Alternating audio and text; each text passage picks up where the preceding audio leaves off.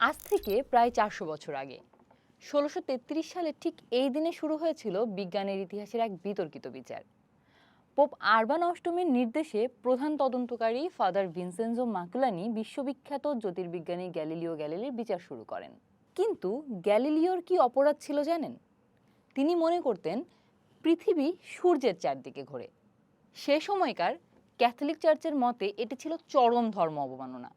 কারণ চার্চের বিশ্বাস ছিল পৃথিবীই মহাবিশ্বের কেন্দ্র। রীতি অনুযায়ী বিচারের পুরো সময় অভিযুক্ত গ্যালিলিওকে বন্দী ও জনবিচ্ছিন্ন রাখা হয়েছিল। এটি ছিল গ্যালিলিওর জন্য দ্বিতীয়বারের মতো হট সিটে বসার অভিজ্ঞতা।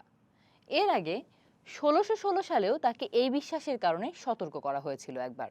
1633 সালে জিজ্ঞাসাবাদে তিনি অত্যন্ত কৌশলী অবস্থান নেন। তিনি সরাসরি এই তত্ত্বে বিশ্বাস করার কথা অস্বীকার করেন। তিনি দাবি করেন তিনি কেবল আলোচনার খাতিরেই বিষয়টি লিখেছিলেন। কিন্তু এবার আর গ্যালিলিওর কারিগরি যুক্তি ধোপে টেকেনি। যার স্পষ্ট জানিয়ে দেয় সূর্য পৃথিবীর চারদিকে ঘুরছে।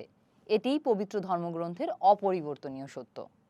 1633 সালের 22 জুন চার্চ চূড়ান্ত রায় দেয় গ্যালিলিও একজন সন্দেহভাজন ধর্মদ্রোহী।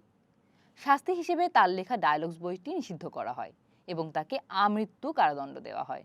পরবর্তীতে আপোষ হিসেবে গ্যালিলিও এই তত্ত্ব আর কখনো প্রচার না করার অঙ্গীকার করেন এবং জীবনের বাকি সময় গৃহবন্দী অবস্থায় কাটান। মজার ব্যাপার হলো বিজ্ঞানের এই ধ্রুব সত্যটি মেনে নিতে এবং গ্যালিলিওকে নির্দোষ ঘোষণা করতে চার্চের সময় লেগেছিল 300 বছরেরও বেশি।